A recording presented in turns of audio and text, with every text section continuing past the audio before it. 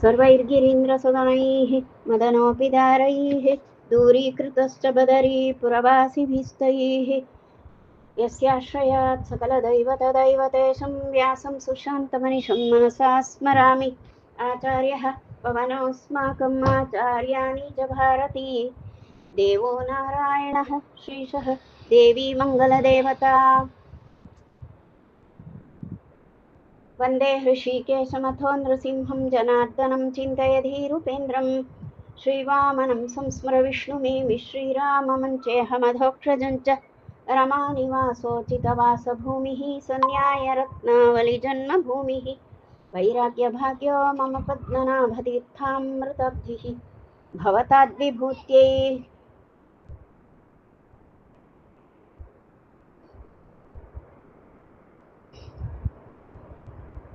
विश्वोत्तमं हरिं श्रीशं विश्वजीवोत्तमानिलं विश्वोत्तमगुणाकारं विश्वोत्तमयतिं श्रये अशेषवेदान्तकृतान्तसारव्याख्याविहारान् हरिभक्तिसिन्धून् त्रिविक्रमार्यान् परमान् गुरून् मे नारायणार्यांश्च गुरून् नमामि। माङ्गल्यप्रदते मनोहरगिरा मुग्धास्मि सेयं तव श्रीमत्पादसरोजयो सुभग गोविन्दार्य मे मानसम् माद्यद्यद्यपि चञ्चरीकति सदा हृन्मन्दिरं पावयन् ईशावास्यमदो विधेहि भगवद्भक्तिं प्रदेहि स्थिरां। हरिः श्रीं श्रीगुरुभ्यो नमः समस्तगुरुभ्यो नमः हरिः श्रीं। ಶ್ರೀಮನ್ಮಧ್ವ ಮಹಾಕಾವ್ಯದಲ್ಲಿ ನಾವೀಗ 4ನೇ ಸರ್ಗದಲ್ಲಿ ವಿಚಾರ ಮಾಡ್ತಾ ಇರುವಂಥದ್ದು. ನಮಗಿಲ್ಲಿ ಪೂರ್ಣಪ್ರಜ್ಞ ತೀರ್ಥರು ಗುರುಗಳ ಸ್ವಲ್ಪ ಕೋಪಸಹಿತವಾದಂತಹ ಮಾತಿಗೆ ತಲೆಬಾಗಿ ಇಷ್ಟಸಿದ್ಧಿ ಗ್ರಂಥವನ್ನ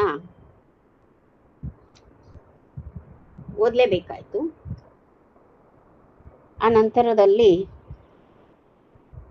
ಅಲ್ಲಿರುವ ಅಚ್ಯುತ ಪ್ರಜ್ಞ ತೀರ್ಥರ ಶಿಷ್ಯರಿಗೆಲ್ಲ ಎಲ್ಲರಿಗೂ ಕೂಡ ಪರಮ ಮುಖ್ಯವಾಗಿ ಅನ್ನಿಸ್ತಾ ಇದ್ದದ್ದಂದ್ರೆ ಈ ಇಷ್ಟಸಿದ್ಧಿ ಗ್ರಂಥ ಈಗಾಗಲೇ ಪಾರಂಪರಿಕವಾಗಿ ಬಂದಿರುವಂಥದ್ದು, ಅದನ್ನು ಬಿಡ್ಲಿಕ್ಕೆ ಬರುವುದಿಲ್ಲ ಅಂತ. ಎಷ್ಟೋ ಮನೆಗಳಲ್ಲಿ ಹಾಗೆ ಮಾಡ್ತಾರೆ. ಪಾರಂಪರಿಕವಾಗಿ ಇದೆ ಅಂತ ಅದು ಅದರ ಒಳ್ಳೆಯದು ಕೆಟ್ಟದ್ದನ್ನು ಯೋಚನೆ ಮಾಡೋದಿಲ್ಲ.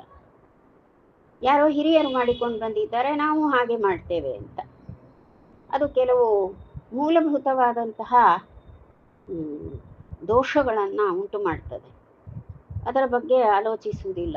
ಇಲ್ಲಿ ಇಷ್ಟಸಿದ್ಧಿ ಗ್ರಂಥದ ಬಗ್ಗೆ ಯಾಕೆ ಇಷ್ಟೊಂದು ಸ್ವಲ್ಪ ಆಚಾರ್ಯರಿಗಾದರೂ ನಿರಾದರ ಇದ್ದು ಹಾಗೂ ಅವರು ಇದನ್ನಷ್ಟು ಒಪ್ಪಿಕೊಳ್ಳದೆ ಅದರ ದೋಷಗಳನ್ನೆಲ್ಲ ಹೇಳಿದರು. 32 ದೋಷಗಳು ಆ ಒಂದು ಮಂಗಲಾಚರಣ ಪದ್ಯ, ಅದು ಮೊದಲನೆಯ ಮಂಗಲಾಚರಣ ಪದ್ಯದಲ್ಲೇ 32 ದೋಷಗಳು ಉಂಟು ಅಂತ ತೋರಿಸಿಬಿಟ್ರು.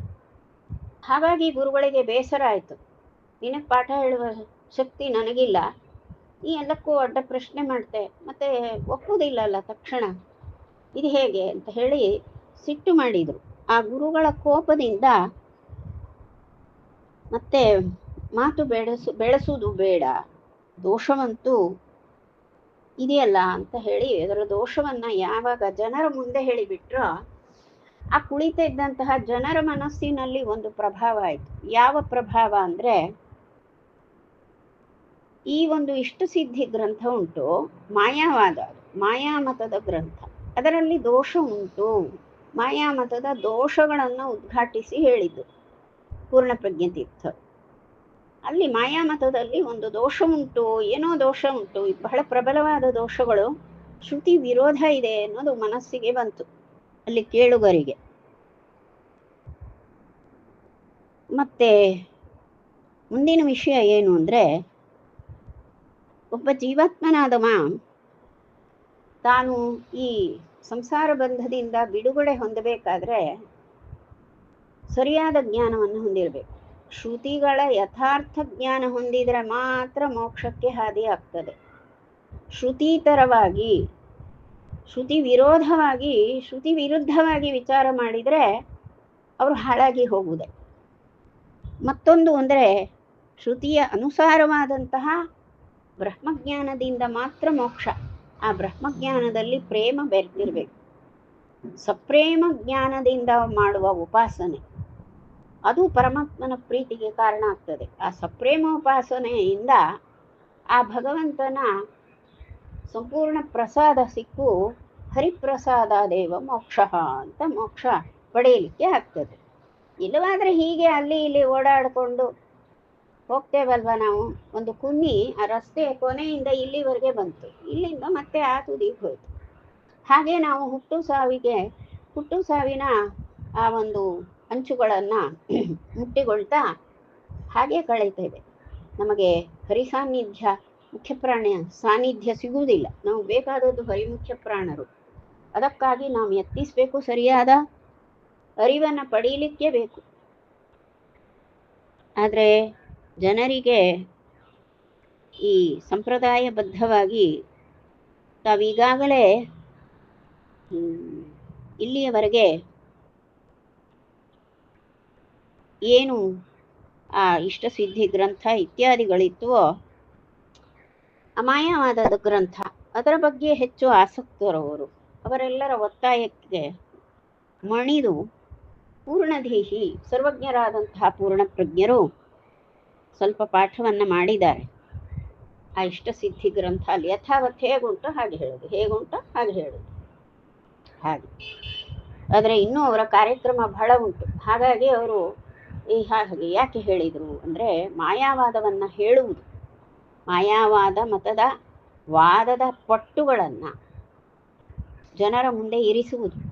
ಒಮ್ಮೆ ಗೊತ್ತಾಯ್ತಲ್ವಾ, ಅನಂತರದಲ್ಲಿ ಅದರಲ್ಲಿರುವ ದೋಷಗಳನ್ನು ಹೇಳುವುದು. ಮೂಲದಲ್ಲಿ ದೋಷ ಹೇಳಬೇಕಾದ್ರೆ ಅಲ್ಲಿ ಮೂಲ ಏನು ಹೇಳಿದ್ದಾರೆ ಅವರು ಗೊತ್ತಾಗಬೇಕು. ಹಾಗಾಗಿ ಮಾಯಾವಾದ ಗ್ರಂಥವನ್ನು ಹೇಳಿ ಅದರಲ್ಲಿರುವಂಥ ದೋಷಗಳನ್ನೆಲ್ಲ ತಿಳಿಸಿ, ಎಷ್ಟು ಅದು ಶ್ರುತಿಗೆ ವಿರುದ್ಧವಾದದ್ದು, ಹಾಗಾಗಿ ಅದು ತ್ಯಾಜ್ಯವಾದದ್ದು ಅಂತ ಇಷ್ಟನ್ನು ಜನರಿಗೆ ಮನವರಿಕೆ ಮಾಡಬೇಕು. ಅದು ಮುಂದಿನ ಕಾರ್ಯಕ್ರಮ. ಹಾಗಾದರೆ ನೀವು ಶ್ರುತಿಗೆ ಹಾಗೆ ಅವರು ಮಾಯಾವಾದ ವಿರುದ್ಧವಾಗಿದೆ ಅಂದರೆ ಸರಿಯಾದ ಅರ್ಥ ಏನು ಪ್ರಶ್ನೆ ಬರ್ತದೆ. ಅದನ್ನು ಹೇಳಲಿಕ್ಕೆ ಸಾಮರ್ಥ್ಯ ಇದೆ ಯಾರಿಗೆ? ಪೂರ್ಣಪ್ರಜ್ಞ ತೀರ್ಥರಿಗಿದೆಯಾ. ಹಾಗಾಗಿ ಅವರು ಆ ವಿಷಯವನ್ನು ಕೈಗೆತ್ತಿಗೊಳ್ತಾರೆ. ಅಖಂಡಿತೋಪನ್ಯಸನಂ ವಿಸಂಶಯಂ ಸಸಂಪ್ರದಾಯಂ ಪ್ರವಚೋ ದೃಢೋತ್ತರಂ ಸಮಾಗಮಾನ್ ಶ್ರೋತುಮಮುಷ್ಯ ಸಾಗ್ರಹಾಃ ಜನಾಃ ಶ್ರುತಾಢ್ಯಾಃ ಚತುರಾಃ ಬುಭೂಷವಃ. ನಿತ್ಯವೂ ಕೂಡ ಆ ಜನರು ಅಲ್ಲಿ ಪೂರ್ಣಪ್ರಜ್ಞರ ಮಾತು ಅಂದರೆ ಕೇಳಲಿಕ್ಕೆ ಬರ್ತಿದ್ರು. ಈಗಾಗಲೇ ಅವರೆಲ್ಲ ಅಲ್ಲಿ ನಿತ್ಯವೂ ಕೂಡ ಅಚ್ಯುತ ಪ್ರಜ್ಞರಿಂದ ಕೇಳುವಂಥದ್ದಾಗಲಿ ಪೂರ್ಣಪ್ರಜ್ಞರಿಂದಾಗಲಿ ಕೇಳುವಂಥದ್ದಾಗಲಿ ಈಗಾಗಲೇ ಅವರು ಸಾಕಷ್ಟು ಶ್ರವಣ ಮಾಡಿದವರೇ. ಬಹಳಷ್ಟು ಶ್ರವಣ ಸಂಸ್ಕಾರ ಗಟ್ಟಿ ಇದೆ ಅವರಿಗೆ. ಹೀಗಾಗಿ ಮತ್ತು ತಾವು ಕೇಳಬೇಕು. ಅದರಲ್ಲೂ ಪೂರ್ಣಪ್ರಜ್ಞರಲ್ಲಿ ಏನೋ ಒಂದು ಹೊಸತನ ಇದೆ. ಯಾವ ವಿಷಯವನ್ನು ಹೊಸ ದೃಷ್ಟಿಕೋನದಿಂದ ಹೇಳ್ತಾರೆ. ಎಲ್ಲವನ್ನು ಕೇಳಬೇಕು ಎನ್ನುವಂಥ ಅಪೇಕ್ಷೆಯಿಂದ ಬಹುಮಂದಿ ಕೇಳಬೇಕು ಅಂತ ಬಂದವರು. ಹಾಗಾಗಿ ಆ ಪೂರ್ಣಪ್ರಜ್ಞರ ಮಾತುಗಾರಿಕೆಯನ್ನು ಕೇಳ್ತಾರೆ. ಅವರ ಪಾಠವಾಗಲಿ ಸಂಜೆಯ ಉಪನ್ಯಾಸವಾಗಲಿ ಎಲ್ಲವನ್ನು ಕೂಡ ಅವರು ಹೇಳುವ ಕ್ರಮ ಹೇಗಿತ್ತು ಅಂದರೆ, ಸ್ಪಷ್ಟವಾದ ಮಾತು, ಹೇಳಬೇಕಾದ ವಿಷಯವನ್ನು ಚೊಕ್ಕವಾಗಿ ಹೇಳ್ತಾರೆ. ದೃಢವಾದಂತಹ ಉಚ್ಚಾರ, ಎಲ್ಲಿಯೂ ತಪ್ಪುವುದಿಲ್ಲ, ತಡವರಿಸುವುದಿಲ್ಲ, ಮತ್ತು ಅವರ ಮಾತು ಕೇಳಿದ ಮೇಲೆ ಮತ್ತೆ ಸಂದೇಹ ಹುಟ್ಟುವುದಿಲ್ಲ. ನಿಸ್ಸಂದೇಹವಾಗಿ ವಿಷಯ ಸ್ಪಷ್ಟ ಆಗ್ತದೆ. ಆ ರೀತಿಯನ್ನೇ ಹೇಳ್ತಾರೆ. ಮಧ್ಯದಲ್ಲಿ ಯಾರದಾದರೂ ಪ್ರಶ್ನೆ ಇದ್ದರೆ ಅದಕ್ಕೆ ಉತ್ತರಿಸ್ತಾರೆ. ಮತ್ತು ಶ್ರುತಿ ಸಂಪ್ರದಾಯಕ್ಕೆ ಬದ್ಧವಾದ ಮಾತುಗಳು. ಯಾಕೆಂದರೆ ಮೂಲ ಶ್ರುತಿಯನ್ನು ಹೇಳಿ ಅದಕ್ಕೆ ಏನೂ ಸಂದೇಹ ಬಾರದಂತೆ ಸ್ಪಷ್ಟವಾದಂತಹ ಆ ಶ್ರುತ್ಯರ್ಥವನ್ನು ವಿವರಿಸ್ತಾರೆ. ಇವೆಲ್ಲವೂ ಬೇಕಾದದ್ದು ಯಾರಿಗೆ? ನಮಗೆ ಬೇಕು. ಆಗ ಜನರು ಅದಕ್ಕಾಗಿ ಕೇಳಲಿಕ್ಕೆ ಬರ್ತಾ ಇದ್ರು. ಗುರೋರುಪಾಂತೆ ಶ್ರವಣೇ ರತೈರ್ದ್ವಿಜೈಃ ಸಪಂಚಶೈಃ ಭಾಗವತೆ ಕದಾಚನ ಬಹುಪ್ರಕಾರೇ ಲಿಖಿತೇಪಿ ನ ವಾಚಿತೆ ಪ್ರಕಾರಮೇಕಂ ಪ್ರಭುರಭ್ಯಧಾದ್ ದೃಢಂ. ನಿತ್ಯವೂ ಕೂಡ ಭಾಗವತವನ್ನು ಅಧ್ಯಯನ ಮಾಡುವಂತಹ ಪರಿಪಾಟಿ ಇತ್ತು. ಭಾಗವತವನ್ನು ಈಗಲ್ಲ, ಯಾವಾಗಲೂ ಕೂಡ ಭಾಗವತವನ್ನು ಎಲ್ಲರೂ, ಪುರಾಣಗಳಲ್ಲೆಲ್ಲ ಭಾಗವತವನ್ನು ಎಲ್ಲರೂ ಕೂಡ ಅಭ್ಯಾಸ ಮಾಡ್ತಾರೆ. ಅದಕ್ಕೆ ದ್ವೈತಾದ್ವೈತ ಅನ್ನೋ ಪ್ರಶ್ನೆ ಇಲ್ಲ. ತ್ರಿಮತಸ್ಥರು ಕೂಡ ಭಾಗವತವನ್ನು ಬಹಳ ಅಭ್ಯಾಸ ಮಾಡ್ತಾರೆ. ಅದರಲ್ಲಿ ಸ್ವಲ್ಪ ಈ ವೈಷ್ಣವ ಮತ ಅಂದರೆ ರಾಮಾನುಜೀಯ ಸಂಪ್ರದಾಯ ಹಾಗೂ ಮಾಧ್ವ ಸಂಪ್ರದಾಯದವರು ಹೆಚ್ಚು ಭಾಗವತವನ್ನು ಅವಲಂಬಿಸ್ತಾರೆ, ವಿಷ್ಣು ಪುರಾಣವನ್ನು ಅವಲಂಬಿಸ್ತಾರೆ, ಹೆಚ್ಚು ಅಪೇಕ್ಷೆ ಪಟ್ಟು ಕೇಳುವಂಥದ್ದಿದೆ.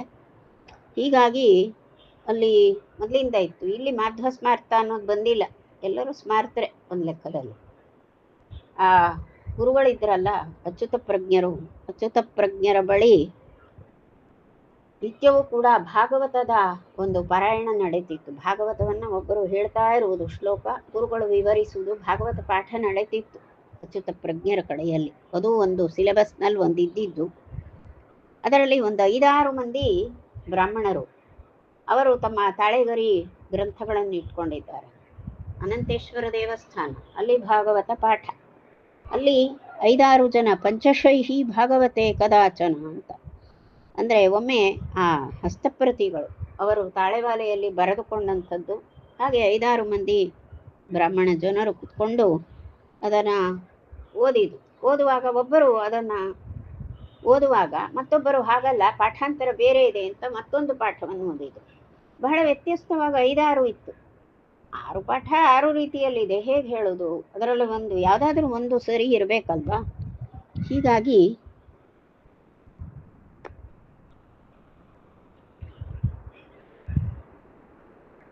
ಒಂದು ನಿಮಿಷ.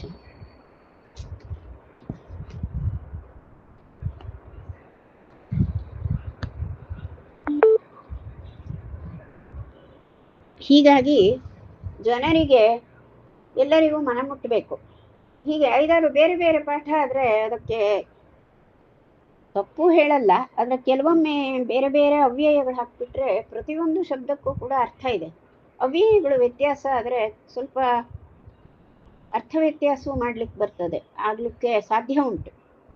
ಹಾಗಾಗಿ ಪಾಠಭೇದ ಇದ್ದರೂ ಕೂಡ ಅದು ಯಾವ ಪಾಠ ಸರಿ ಅನ್ನೋದನ್ನು ಸ್ವಲ್ಪ ವಿಚಾರ ಮಾಡಬೇಕಾಗ್ತದೆ.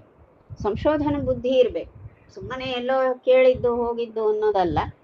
ಅದು ಮುಖ್ಯವಾಗಿ ಇವರು ಈ ಪುಸ್ತಕಗಳನ್ನು ಇಟ್ಕೊಂಡವರು, ಗುರುಗಳ ಮುಂದೆ ಕೂತವರು ಪಾಠವನ್ನು ಸರಿಯಾಗಿ ಅಭ್ಯಾಸ ಮಾಡಬೇಕು. 5-6 ಪಾಠಗಳಾಗಿ ಬಿಡ್ತು. ಆ ಪಾಠಾಂತರಗಳನ್ನು ಹೇಳಿದಾಗ ಅಲ್ಲಿ ಪೂರ್ಣಪ್ರಜ್ಞರು ಹೇಳಿದರು, ಒಂದು ಪಾಠವನ್ನು ನಾನು ಹೇಳ್ತೇನೆ ಅಂತ ಹೇಳಿ ಪೂರ್ಣಪ್ರಜ್ಞರು ವಿನಾ ಪುಸ್ತಕ ಪೂರ್ಣಪ್ರಜ್ಞರು ಶ್ಲೋಕಗಳನ್ನು ಹೇಳ್ತಾ ಹೋಗಿದ್ದಾರೆ. ಆ 6 ಪುಸ್ತಕಗಳಿದ್ವಲ್ಲ, ಪುಸ್ತಕಗಳು ಅಂದರೆ ಈ ರೀತಿ ಪುಸ್ತಕ ಅಲ್ಲ, ಕಾಗದದ್ದು ತಾಳೆವಾಲೆ ಎಲ್ಲ ವಹಿಗಳು. ಅದರಲ್ಲಿ ಒಬ್ಬರ ವಹಿ ಮಾತ್ರ ಸರಿ ಇದ್ದಿತ್ತು, ಒಬ್ಬರ ತಾಳೆವಾಲೆಯಲ್ಲಿ ಬರವಣಿಗೆ ಆದದ್ದು ಮಾತ್ರ ಸರಿಯಾಗಿ ಇದ್ದದ್ದು. ಹಾಗಾಗಿ ಪ್ರಕಾರಮೇಕಂ ಪ್ರಭುರಭ್ಯಧಾತ್ ದೃಢವಾಗಿ ಹೇಳಿದ್ರು, ಇದೊಂದು ಪಾಠ ಸರಿ ಇದೆ ಅಂತ. ಒಬ್ರು ಹೇಳಿದ್ರು, ಹೌದು ಸ್ವಾಮಿ, ತಾವು ಹೇಳ್ತಾ ಇರುವುದೇ ಇಲ್ಲಿ ಬರ್ಕೊಂಡಿದೆ ಅಂತ. ಅದ್ಯಾರೋ ಒಬ್ಬ ಬ್ರಾಹ್ಮಣನ ಕೈಯಲ್ಲಿದ್ದ ತಾಳವಾಲೆಯಲ್ಲಿ ಇದ್ದಿತ್ತು ಒಂದು ಪಾಠ. ಇವರು ವಿನಾ ಪುಸ್ತಕ ಹೇಳ್ತಾರೆ, ಪೂರ್ಣಪ್ರಜ್ಞರಿ ಪುಸ್ತಕ ಎಲ್ಲ ಬೇಡ ಹೇಳ್ತಾ ಹೋದ್ರು. ಆಶ್ಚರ್ಯ ಆಯ್ತು. ಸಣ್ಣ ಹುಡುಗ, ಹೊಸದಾಗಿ ಸನ್ಯಾಸಿಯಾಗಿದ್ದಾರೆ, ಹೊಸದಾಗಿ ಪಾಠ ಮಾಡ್ತಾರೆ, ಇದೇನು ಪಾಠ ಹೇಳ್ತಾರೆ, ಏನಿದು ಅಂತ ಆಶ್ಚರ್ಯ ಆಗಿ ಹೋಯಿತು. ಹೀಗೆ ಪೂರ್ಣ ಪ್ರಜ್ಞತ್ವ ಅಲ್ಲಿ ಪ್ರಕಟವಾಗಿದೆ ಅಂತ. ಪರಪ್ರಕಾರೇಷ್ವಪಿ ಸಂಭವತ್ಸು ತೇ ವಿನಿರ್ಣಯೋಸ್ಮಿನ್ ಕಥಮಿತ್ಯುದೀರಿತೆ ಮುಕುಂದ ಬೋಧೇನ ಮಹಾಹೃದ ಬ್ರವೀದ್ ಪ್ರಕಾರಮೇನಂ ಭಗವತ್ಕೃತಂ ಸ್ಫುಟಂ. ಪರಪ್ರಕಾರೇಷ್ವಪಿ ಸಂಭವತ್ಸು ಅಲ್ಲ, ನೀವು ಒಂದು ಪಾಠವನ್ನು ನೀವು ಪಾಸ್ ಮಾಡ್ತೀರಾ, ಉಳಿದವೆಲ್ಲ ವ್ಯತ್ಯಸ್ತವಾದ ಪಾಠಗಳು. ಆ ಪಾಠಾಂತರವನ್ನು ನೀವು ಅದು ಅವ್ಯಾವೂ ಸರಿ ಇಲ್ಲ ಅದನ್ನು ತಗೊಳ್ಬೇಡಿ, ಈ ಒಂದು ಪಾಠ ಸರಿ ಇದೆ ಅಂತ ನೀವು ಹೇಳ್ಕೊಳ್ತಾ ಹೋಗ್ತೀರಾ. ಆಯಿತು. ಇದರಲ್ಲಿ ವಿನಿರ್ಣಯೋಸ್ಮಿನ್ ಕಥಂ ಇತ್ಯದು ಇರುತ್ತೆ. ಕಥಂ ಅಂದರೆ ಹೇಗೆ ಅಂತ. ಯಾವುದು? ವಿನಿರ್ಣಯ ಅಸ್ಮಿನ್ ವಿನಿರ್ಣಯ ಕಥಂ. ಇಷ್ಟರಲ್ಲಿ ಯಾವುದು ನಿರ್ಣಯಾತ್ಮಕವಾಗಿ ಸರಿ ಅಂತ ನಿರ್ಣಯ ಮಾಡೋದು ಯಾವುದನ್ನು? ಇಷ್ಟು ಉಂಟಲ್ಲ, ಇದು ಹೇಗೆ ನಿರ್ಣಯ ಮಾಡೋದು ಅಂತ ಕೇಳಿದ್ರೆ, ಮುಕುಂದ ಬೋಧೇನ ಹೃದಬ್ರವೀದ್. ಆಗ ಆ ಮಹಾಹೃದ್ ಅಂತ ಹೇಳ್ತಾರೆ. ಹೃದ್ ಅಂದ್ರೆ ಹೃದಯ ಅಂತ ಅರ್ಥ. ಹೃದ್ ಅಂದ್ರೆ ಹೃದಯ, ಮನಸ್ಸು ಅಂತ ಅರ್ಥ. ಆ ಮನಸ್ಸು, ಹೃದಯ ಅನ್ನೋ ಪದವನ್ನ ಜ್ಞಾನ ಎನ್ನುವ ಅರ್ಥಕ್ಕೂ ಬಳಸ್ತಾರೆ ಕಾವ್ಯಗಳಲ್ಲಿ. ಜ್ಞಾನ ಎನ್ನುವ ಅರ್ಥದಲ್ಲಿಯೂ ಕೂಡ ಹೃದ್, ಹೃದಯ, ಮನಸ್ಸು ಎನ್ನುವ ಪದಗಳನ್ನು ಬಳಸ್ತಾರೆ. ಹಾಗಾಗಿ ಮುಕುಂದ ಹೃದ್, ಇಲ್ಲಿ ಮಹಾಹೃದ್ ಅಂತ. ಮಹಾಹೃದ್ ಅಂದ್ರೆ ಮಹಾಜ್ಞಾನಿ ಅಂತ ಅರ್ಥ. ಮಹಾಜ್ಞಾನಿಯಾದಂಥ, ಸರ್ವಜ್ಞರಾದಂತಹ ಈ ಪೂರ್ಣ ಪ್ರಜ್ಞರು ಅವರು ಅಬ್ರವೀತ್ ಹೇಳಿದರು. ಏನಂದ್ರೆ ಮುಕುಂದ ಬೋಧೇನ ಪ್ರಕಾರಮೇನಂ. ಅದು ಆ ಮುಕುಂದ ಬೋಧೇನ, ಪರಮಾತ್ಮನೇ ಉಪದೇಶ ಮಾಡಿದ್ದು ಇವರಿಗೆ. ಭಾಗವತವನ್ನು ಇವರಿಗೆ ಅಲ್ಲಿ ಹೇಗೆ ಗೊತ್ತಿದೆ? ಪರಮಾತ್ಮನೇ ಇವರಿಗೆ ಉಪದೇಶ ಮಾಡಿದ್ದಾಗಿತ್ತು. ಹಾಗಾಗಿ ಏನಂ ಪ್ರಕಾರಂ, ಈ ಒಂದು ಪ್ರಕಾರ ಇದೆಯಲ್ಲ, ಅಂದರೆ ಈ ಒಂದು ಯಾವ ಹೇಳ್ತಾ ಇದ್ದಾರೆ ಪ್ರಕಾರ, ಇದು ಭಗವತ್ಕೃತಂ. ಇದು ಒಂದನ್ನು ಮಾತ್ರ ವೇದವ್ಯಾಸರು ರಚನೆ ಮಾಡಿದ್ದು, ಉಳಿದವೆಲ್ಲ ಆಗೀಗ ಯಾರೋ ಸೇರಿಸಿದ್ದು ಅಂತ. ಆಗ ಆಗ್ತದೆಯಾ ಅಂತ ಪ್ರಶ್ನೆ ಧಾರಾಳವಾಗಿ ಆಗ್ತದೆ. ಸೇರಿಸ್ಬಿಡ್ತಾರೆ, ಒಂದು ಇಡೀ ಅಧ್ಯಾಯವನ್ನು ಹೇಳಿಬಿಡ್ತಾರೆ. ಇದೆಲ್ಲ ಇಂಥದೆಲ್ಲ ಕೆಲವಂತೂ ಬಹಳ ದುಃಖಕರವಾದಂತಹ, ವ್ಯಥೆ ಪಡುವಂತಹ ಪ್ರಕ್ಷೇಪಗಳನ್ನು ನಾನು ನೋಡಿದ್ದೇನೆ. ಪುಣೆಗೆ ಹೋಗಿ ಪ್ರಶ್ನೆ ಕೂಡ ಮಾಡಿದೆ. ಇಲ್ಲ ಏನು ಮಾಡೋದು, ಅದು ಪುಸ್ತಕ ಬಂದು ಸೇರಿಬಿಟ್ಟಿದೆ ನಮಗೆ, ನೀವು ಬೇಜಾರು ಮಾಡ್ಕೊಳ್ಬೇಡಿ, ನಾನು ವಿಚಾರಿಸ್ತೇನೆ ಅಂದರು. ಅಂದರೆ ಪ್ರಕ್ಷೇಪ ಮಾಡುವವರು ಎಲ್ಲ ಕಾಲದಲ್ಲೂ ಇದ್ದಾರೆ, ಈ ಕಾಲದಲ್ಲೂ ಇದ್ದಾರೆ. ಹೀಗೆ ಸೂರ್ಯ ಪುರಾಣದಲ್ಲಿ ಬಹಳಷ್ಟು ಹಾಗೆ ಸೇರ್ಪಡೆಯಾದದ್ದು. ಅದನ್ನು ಹೋಗಿ ಸ್ವಲ್ಪ ನಾನು ರಗಳೆ ಮಾಡಿದ್ದು ಹೌದು, ಹಾಗೆಲ್ಲ ಸೇರಿಸಲಿಕ್ಕಿಲ್ಲ ಯಾವುದಾದ್ರೂ ಅಂತ. ಅದಷ್ಟು ಅಪಾಯಕಾರಿ ಇದ್ದಿತ್ತು. ಹಾಗಾಗಿ ನಾನು ಅಲ್ಲಿ ಹೋಗಿ ಮಾತಾಡಬೇಕಾಯ್ತು. ಹೀಗೆಲ್ಲ ಅಂದರೆ ನಮ್ಮನ್ನು, ಬಹುಜನರನ್ನು ದಾರಿ ತಪ್ಪಿಸುವಂಥದ್ದು ಇಡೀ ಸಮಾಜವನ್ನೇ ಹಾಳು ಮಾಡಿಬಿಡ್ತದೆ. ಅನೇಕ ಅಧ್ಯಾಯಗಳನ್ನೇ ಸೇರಿಸಿ ಬಿಡ್ತಾರೆ. ಹಾಗೆ ಆ ವಿಷಯ ಬೇರೆ, ಹಾಗಾಗಿ ಕಡೆಗಿಟ್ಕೊಳ್ತೆ. ನಿಗದ್ಯತಾಂ ಗದ್ಯಮಿಹೈವ ಪಂಚಮೇ ಜಗದ್ಗುರೋರ್ವೇತ್ಥ ಕೃತಿಸ್ಥಿತಿಂ ಯದಿ ಇತಿ ಬ್ರುವಾಣೇ ಯತಿ ಸತ್ತಮೇ ಸ್ವಯಂ ತದುಕ್ತ ಮಾರ್ಗೇಣ ಜಗಾದ ಭೂರಿ ಹೃದ್. ಭೂರಿ ಅಂದ್ರೆ ಬಹಳ ಅಂತರ್ಥ. ಭೂರಿ ಹೃದ್, ಇಲ್ಲಿ ನೋಡಿ ಹೃದ್ ಅಂತ ಬಂತು. ಹೃದ್ ಅಂದ್ರೇನು? ಹೃದಯ, ಜ್ಞಾನ, ಅದೇ ಅರ್ಥ. ಭೂರಿ ಹೃದ್ ಅಂದ್ರೆ ಅಪಾರವಾದಂತಹ ಹೃದ್, ಜ್ಞಾನವುಳ್ಳವ, ಅಪಾರ ಜ್ಞಾನವುಳ್ಳವ, ಸರ್ವಜ್ಞ, ಮಹಾಮತಿ, ಮಹಾಜ್ಞಾನಿ ಅಂತ ಅರ್ಥ. ಅಂತಹ ಪದಗಳನ್ನೇ ಬಳಸ್ತಾರೆ. ನಾರಾಯಣ ಪಂಡಿತಾಚಾರ್ಯರಿಗೆ ಸರ್ವಥಾ ಪ್ರಪತ್ತಿ ಇದೆ. ಆ ಸರ್ವಥಾ ಪ್ರಪತ್ತಿ ಆಚಾರ್ಯರಲ್ಲಿ ಬೇಕು, ಅದು ಇದ್ದವರು. ನಿಗದ್ಯತಾಂ ಗದ್ಯಮಿಹೈವ ಪಂಚಮೇ, ಪಂಚಮ ಸ್ಕಂಧವನ್ನು ಹೇಳ್ರಿ. ಇದೆಲ್ಲ ಸರಿಯಾಯಿತು ಪೂರ್ಣ ಪ್ರಜ್ಞರೇ ನೀವು ಹೇಳಿದ್ದು. ಈಗ ನಿಗದ್ಯತಾಂ ಗದ್ಯಮಿಹೈವ ಪಂಚಮ, ಪಂಚಮ ಸ್ಕಂಧವನ್ನು ಹೇಳಿ. ಪಂಚಮ ಸ್ಕಂಧದ ವಿಶೇಷ ಏನು? ಅದರಲ್ಲಿ ಗದ್ಯಮಯ ಅಂತ ಹೇಳೋದು ಕಷ್ಟ. ಕಷ್ಟ ಅಂದ್ರೇನು? ಅದು ಪದ್ಯವಾದರೆ ಒಂದಾದ್ಮೇಲೆ ಒಂದು ಹಾಡು ಹೇಳಿದಾಗೆ ಹೇಳಿಕೊಂಡು ಓದಿಕೊಂಡು ಹೋಗಿಬಿಡ್ಬೋದು. ಪಾರಾಯಣ ಮಾಡುವಾಗ ಪಂಚಮ ಸರ್ಗವನ್ನು, ಪಂಚಮ ಸ್ಕಂಧ, ಭಾಗವತದ ಪಂಚಮ ಸ್ಕಂಧವನ್ನು ಪಾರಾಯಣ ಮಾಡಬೇಕು ಅಂದರೆ ಅದು ಅಷ್ಟು ಸುಕರವಲ್ಲ, ಸ್ವಲ್ಪ ತಡವರಿಸು ಹಾಗೆ ಆಗ್ತದೆ. ಆ ರೀತಿ ಗದ್ಯ ಭಾಗ ಅದು. ಅದಕ್ಕೆ ಜಗದ್ಗುರೋರ್ವೇತ್ಥ ಕೃತಿ ಸ್ಥಿತಿಂ ಯದಿ. ಹೌದಾ, ನಿಮಗೆ ಹಾಗಾದರೆ ನೆನಪುಂಟಾ? ನಿಮಗೆ ಗೊತ್ತಿದೆಯಾ? ಮೂಲ ಪಾಠ ಚೆನ್ನಾಗಿ ಗೊತ್ತಾ? ಜಗದ್ಗುರುಗಳಾದಂತಹ ವೇದವ್ಯಾಸರು ರಚನೆ ಮಾಡಿದಂತಹ ಮೂಲ ಪಾಠ ನಿಮಗೆ ಗೊತ್ತಿದ್ರೆ, ಇದೇ ಭಾಗವತದಲ್ಲಿ 5ನೇ ಸ್ಕಂಧದಲ್ಲಿ ಎಲ್ಲ ಗದ್ಯಮಯವಾಗಿರುವಂಥದ್ದು, ಅದನ್ನು ಹೇಳ್ತಾ ಹೋಗಿ ನೋಡುವ ಅಂತ ಹೇಳಿದರು. ಈ ರೀತಿ ಆ ಅಚ್ಯುತ ಪ್ರಜ್ಞರು ಈ ರೀತಿ ಹೇಳಿದಾಗ, ಅಂದರೆ ಇವರ ಜ್ಞಾನ ಹೇಗುಂಟು? ತಾವು ಇಷ್ಟಸಿದ್ಧಿ ಪಾಠ ಮಾಡುವಾಗ ದೋಷಗಳನ್ನೆಲ್ಲ ಹೇಳಿದವರು, ಮಂಗಲಾಚರಣದಲ್ಲೇ 32 ದೋಷಗಳನ್ನು ತೋರಿಸಿದವರು. ಮತ್ತೆ ಪ್ರಶ್ನೆ ಮಾಡ್ತಾರೆ, ಇದರಲ್ಲಿ ಪಾಠಗಳು ಸರಿ ಇಲ್ಲ, 6 ಪಾಠಗಳಲ್ಲಿ 1 ಸರಿ ಅಂತ ಹೇಳ್ತಾರೆ.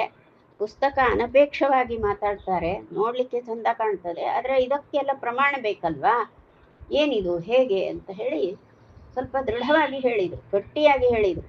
ಹಾಗಾದ್ರೆ 5ನೇ ಸ್ಕಂಧ ಹೇಳಿ ನೋಡುವ ಅಂತ ಹೇಳಿದರೆ, ಆಗ ಹೀಗೆ ಹೇಳಿದಾಗ ಪೂರ್ಣ ಪ್ರಜ್ಞರು ತಾನೇ ಹೇಳ್ತಾ ಹೋದರು. ವ್ಯಾಸಪಾಠ ಏನೋ ಆ ವ್ಯಾಸಪಾಠದ ಪ್ರಕಾರವಾಗಿ ಆ ಗದ್ಯವನ್ನು ಹೇಳ್ತಾ ಹೋದ್ರು. ಆ ಪಂಚಮ ಸ್ಕಂಧವನ್ನು ಹೇಳ್ತಾ ಹೋದರು. ಸಂಪೂರ್ಣ ಗದ್ಯಮಯ. ಮತ್ತು ಯಾರು ಏನೂ ಮಾತಾಡಲಿಲ್ಲ. ಪುಸ್ತಕಗಳೆಲ್ಲರೂ ಕೂಡ ನೋಡಿಕೊಳ್ತಾರೆ. ಒಂದು ಪಾಠ ಮಾತ್ರ ಯಥಾವತ್ ಪೂರ್ಣಪ್ರಜ್ಞರು ಹೇಳುವಂತೆ ಹಾಗೆ ಇದ್ದಿದ್ದು ಹೌದು. ಇಂತಹ ಮಹಾಜ್ಞಾನ ಕಾರ್ಯ ನಡೆದದ್ದು ಅನಂತೇಶ್ವರ ಸನ್ನಿಧಿಯಲ್ಲಿ. ಅಶೇಷ ಶಿಷ್ಯೈಶ್ಚ ತದಾಜ್ಞೆಯ ತದಾ ಪರೀಕ್ಷಣಾಯೈಕ್ಷಿ ಸಮಸ್ತ ಪುಸ್ತಕಂ ಸತತ್ರ ಹಂತೈಕತಮೇ ಸ್ಥಿತಂ ತ್ಯಜನ್ ನ ತಾವದಧ್ಯಾಯ ನಿಕಾಯಮಭ್ಯಧಾತ್. ಈಗ ಗುರುಗಳ ಅಪ್ಪಣೆಯಾಗಿ ಬಿಟ್ಟಿದೆ.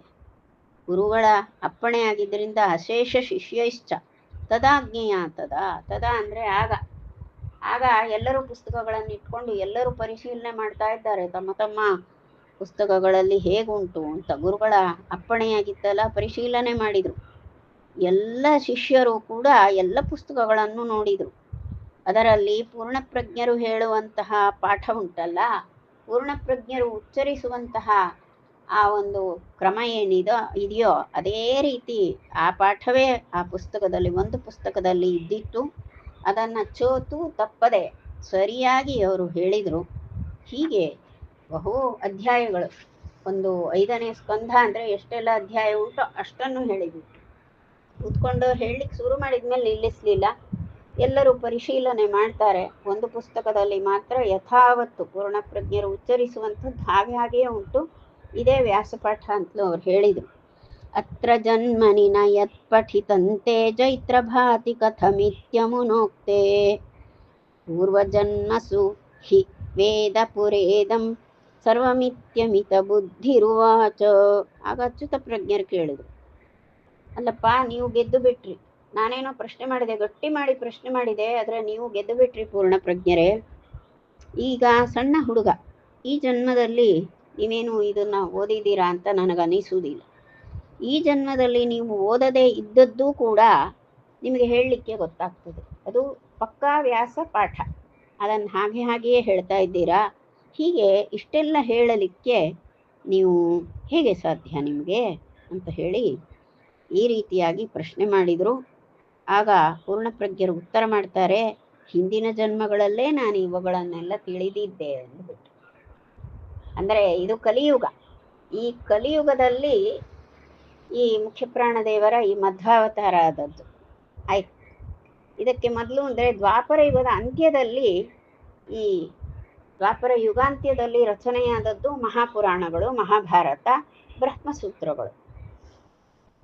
ಹಾಗಾದರೆ ಆಗ ಹೇಗೆ ಗೊತ್ತಾಗಬೇಕು ಇವ್ರಿಗೆ? ಅವರಿಗೇನು ಈ ಮಧ್ವಾವತಾರ ತಾಳಿ ಬದರಿಕಾಶ್ರಮಕ್ಕೆ ಹೋಗಿ ಕಲಿಬೇಕು ಅನ್ನೋ ಅಗತ್ಯ ಇಲ್ಲ. ಮುಖ್ಯಪ್ರಾಣ ರೂಪದಲ್ಲೇ ಕಲ್ತುಬಿಟ್ಟಿದ್ದಾರೆ. ಯಾಕೆ? ವ್ಯಾಸರು ಮೊದಲಿಗೆ ಬೋಧಿಸುವುದು ಮುಖ್ಯಪ್ರಾಣನಿಗೆ, ಆ ನಂತರವೇ ಜಗತ್ತಿಗೆ ಬರ್ತದೆ. ಆ ಮುಖ್ಯಪ್ರಾಣರಿಗೆ ಮುಟ್ಟಿಸಿ ನಂತರದಲ್ಲಿ ಅದನ್ನು ಶುಕ ಮಹರ್ಷಿಗಳಿಗೆ ಬೋಧಿಸಿದ್ದು. ಹಾಗೆ ಅದು ಕ್ರಮವೇ ಹಾಗೆ. ಅದು ಏನು ಮಾಡಲಿಕ್ಕೆ ಬರುವುದಿಲ್ಲ. ಯಾಕೆ? ಶುಕರಿಗಲ್ವಾ ಬೋಧಿಸಿದ್ದು. ಭಾಗವತ ಪಾಠ ಹೇಳಿದ್ದೆ ಯಾರಿಗೆ? ಶುಕ ಮಹರ್ಷಿಗಳಿಗೆ. ಅವರು ಯಾರು? ವ್ಯಾಸರ ಮಗನೇ. ಸರಿ ಅಲ್ವಾ? ಅಂದರೆ ಎಲ್ಲವೂ ಸರಿಯೇ, ಆದರೆ ಏನಾಗ್ತದೆ, ಆ ಶುಕರಿಗೆ ಉಪದೇಶ ಮಾಡಬೇಕಾದ್ರೆ ಅಲ್ಲಿ ಮುಖ್ಯಪ್ರಾಣದೇವರ ವಿಶೇಷ ಸನ್ನಿಧಿ ಇರಬೇಕು. ಅವರು ಆವಿಷ್ಟರಾಗಿ ಕುಳಿತು ವ್ಯಾಸರ ಮಾತನ್ನೆಲ್ಲ ಉಪದೇಶಗಳನ್ನು ಕೇಳ್ತಾರೆ. ಅದು ನಂತರದಲ್ಲಿ ಶುಕ ಮಹರ್ಷಿಗಳಿಗೆ ಮುಟ್ತದೆ. ಶುಕ ಮಹರ್ಷಿಗಳನ್ನು ಶಿವಾವತಾರ ಅಂತ ಹೇಳುವುದು. ಆ ಶಿವಾವತಾರ ಅಂದರೆ ವಿಷ್ಣುವಿನಿಂದ ನೇರ ಶಿವನಿಗೆ ಮುಟ್ಟುವುದಿಲ್ಲ. ಮಧ್ಯದಲ್ಲಿ ಮುಖ್ಯಪ್ರಾಣ, ಭಾರತೀ ದೇವಿ ಇಬ್ಬರಿದ್ದಾರೆ. ಅವರನ್ನು ದಾಟಿ ಗರುಡಶೇಷ ರುದ್ರರಿಗೆ ಮುಟ್ಟುವುದು. ಆ ಕ್ರಮದಲ್ಲೇ ಹೋಗ್ತದೆ. ಯಾಕೆ ಹಾಗೆ ಅಂದರೆ ಸ್ವೀಕಾರ ಮಾಡಲಿಕ್ಕೆ ಬರುವುದಿಲ್ಲ ಅಂತ. ಈಗ ಒಂದು ಸ್ಥಳಕ್ಕೆ ನಾವು ಹೋಗಬೇಕಾದ್ರೆ ಆ ಯಾವ ಹಾದಿಯಲ್ಲಿ ಹೋಗಬೇಕು ಹಾಗೇ ಹೋಗಬೇಕಾಗ್ತದೆ. ಆ ಹಾದಿ ಬಿಟ್ಟು ಬೇರೆ ಹೋಗ್ಲಿಕ್ಕೆ ಬರುವುದಿಲ್ಲ. ಇಲ್ಲಪ್ಪ ನಾವು ಬೆಂಗಳೂರಿಗೆ ಹೋಗ್ತೇವೆ, ಉಡುಪಿಯಲ್ಲಿ ಇಲ್ಲಿ ಪಶ್ಚಿಮಕ್ಕೆ ಹೋಗ್ತೇವೆ ಅಂದರೆ ಪಶ್ಚಿಮಕ್ಕೆ ಹೋದರೆ ಸಮುದ್ರದಲ್ಲೇ ಸೇರಬೇಕಷ್ಟೆ. ಸಮುದ್ರದ ಕಡೆ ಬೆಂಗಳೂರಿಲ್ಲ, ಪೂರ್ವಕ್ಕೆ ಹೋಗಬೇಕು. ಕ್ರಮ ಉಂಟಲ್ವಾ? ಹಾಗೆ ಯಾವ ಕ್ರಮವೋ ಆ ಕ್ರಮವೇ ಇರ್ತದೆ, ವ್ಯತ್ಯಾಸ ಮಾಡಲಿಕ್ಕೆ ಬರುವುದಿಲ್ಲ. ಹೀಗಾಗಿ ಇವರಿಗೆ ಪೂರ್ವಮೇವ ಅಂತ ಹೇಳಿದ್ರು. ಪುರೇದಂ ಸರ್ವಮಿತ್ಯಮಿತ ಬುದ್ಧಿರುವಾಚ. ಇಲ್ಲಿ ಅಮಿತ ಬುದ್ಧಿ ಅಂತ ಉಪಯೋಗಿಸ್ತಾರೆ. ಅಮಿತ ಬುದ್ಧಿ, ಅನಂತ ಬುದ್ಧಿ ಅಂತ ಅಂದ್ರೆ ಸರ್ವಜ್ಞ ಅಂತ. ಹೀಗೆ ಸರ್ವಜ್ಞರು ಈ ರೀತಿ ಹೇಳಿದ್ರು. ಮೊದಲೇ ಇದನ್ನು ಕಲ್ತದ್ದಾಗಿತ್ತು, ಕಲಿತು ಹುಟ್ಟಿದವನ ತಾನು ಅಂತ ಇದನ್ನು ತಿಳಿಸಿದ್ರು. ಇತಿ ಬಹುವಿಧ ವಿಶ್ವಾಶ್ಚರ್ಯ ಚಿತ್ತ ಪ್ರವೃತ್ತೇ ಜಗತಿ ವಿತತಿ ಮಾಪನ್ನೂತನಾಪ್ಯಸ್ಯ ಕೀರ್ತಿ ಕ್ಷಪಿತ ತತತಮಸ್ಕಾ ಭಾಸ್ಕರೀವ ಪ್ರಭಾಲಂ ಸುಜನ ಕುಮುದ ವೃಂದಾನಂದದ ಚಂದ್ರಿಕೆವೋ. ಹೀಗೆ ಆ ಒಂದು ಜಗತ್ತನ್ನೇ ಆಶ್ಚರ್ಯಪಡಿಸಿದಂತಹ ಬಹುಬಗೆಯ ಚರ್ಯಗಳನ್ನು ಪೂರ್ಣಪ್ರಜ್ಞರು ತೋರಿಸಿದರು. ಆ ಪೂರ್ಣಪ್ರಜ್ಞರ ನಾನಾ ಚರ್ಯಗಳು ಅಂದರೆ ಅವೆಲ್ಲವೂ ಕೂಡ ಅವು ನೋಡುಗರ ಕಣ್ಣಿಗೆ ಹೊಸದಾಗಿ ಅವರ ಲೀಲೆಗಳು ಕಾಣ್ತಾ ಇದ್ದವು. ಈ ಪೂರ್ಣಪ್ರಜ್ಞರ ಕೀರ್ತಿ ಇದು ಹೊಸದಾಗಿ ಕಾಣ್ತಾ ಇರುವುದು. ಇಲ್ಲಿಯವರೆಗೆ ಪೂರ್ಣಪ್ರಜ್ಞರು ಅಂತ ಯಾರೂ ಇಲ್ಲ ಅಲ್ಲಿ. ಈಗ ಮಾತ್ರ ಬಂದ ನೂತನ ಯತಿ ಅವರು ಮಾತಾಡಿದ ಕ್ರಮ ಹೀಗಿದೆ, ಬಹಳ ಹೊಸದಾಗಿದೆ. ಆದರೆ ಅದರ ಆ ಕೀರ್ತಿಯ ಪ್ರಸಾರ ಮಾತ್ರ ಬಹಳ ಆಯಿತು. ಆ ಕೀರ್ತಿ ಬಹಳ ಕಡೆಗೆ ಹರಡಿ ಹೋಯಿತು ಅಂತ ಹೇಳ್ತಾರೆ. ಹರಡಿತ್ತು. ಹೀಗೆ ಅದು ಹೇಗಿದೆ ಅಂದರೆ ಆ ಮಧ್ವಕೀರ್ತಿ ಎನ್ನುವಂಥದ್ದು ಭಾಸ್ಕರೀವ ಪ್ರಭಾಲಂ ಅಂತ ಹೇಳ್ತಾರೆ. ಕ್ಷಪಿತ ತತತಮಸ್ಕ, ಎಲ್ಲ ಕಡೆ ಹರಡಿದಂತಹ ಅಜ್ಞಾನದ ಕತ್ತಲೆಯನ್ನು ನಿವಾರಿಸುವಂತಹ ಭಾಸ್ಕರಿ ಪ್ರಭಾ ಅಂದರೆ ಸೂರ್ಯಪ್ರಭೆಯಂತೆ. ಸೂರ್ಯಪ್ರಭೆ ಹೇಗೆ ಎಲ್ಲ ಕಡೆಗೆ ಹರಡಿ ಕತ್ತಲೆಯನ್ನು ಕಳೆಯುತ್ತದೆಯೋ ಹಾಗೆ ಲೋಕದ ಜನರ ಅಜ್ಞಾನದ ಕತ್ತಲೆಯನ್ನು ಕಳೆಯುವಂತಹ ಆ ಅರಿವಿನ ನೇಸರ ಕಿರಣಗಳು ಹರಡಿದಂತೆ, ಲೋಕದಲ್ಲಿ ಹರಡಿದಂತೆ ಇವರ ಕೀರ್ತಿ ಪ್ರಭೆ ಹರಡಿದೆ. ಇದು ಸುಜನ ಕುಮುದ ವೃಂದಾನಂದದ ಚಂದ್ರಿಕೆವ. ಇದು ಹೇಗಿದೆ ಅಂದರೆ ಸಜ್ಜನರೆನ್ನುವಂತಹ ಕುಮುದಗಳನ್ನು ಅರಳಿಸಿ ಆನಂದ ಕೊಡುವಂತಹ ಆ ತಿಂಗಳ ಬೆಳಕಿನ ಹಾಗೆ ಎಲ್ಲ ಕಡೆಯಲ್ಲೂ ಮಧ್ವಕೀರ್ತಿ ಎನ್ನುವುದು ಸಜ್ಜನರ ಮನಸ್ಸಿಗೆ ಆನಂದವನ್ನು ಕೊಡುವಂಥದ್ದಾಗಿತ್ತು ಅಂತ ಇಷ್ಟನ್ನು ಹೇಳ್ತಾರೆ. ಇಷ್ಟು ಹೇಳುವಾಗ ನಮಗಿಲ್ಲಿ ಚತುರ್ಥ ಸರ್ಗ ಅಂದರೆ 4ನೇ ಸರ್ಗ ಪೂರೈಸ್ತದೆ. ಬ್ರಹ್ಮಾರ್ಪಣ ಮಸ್ತು.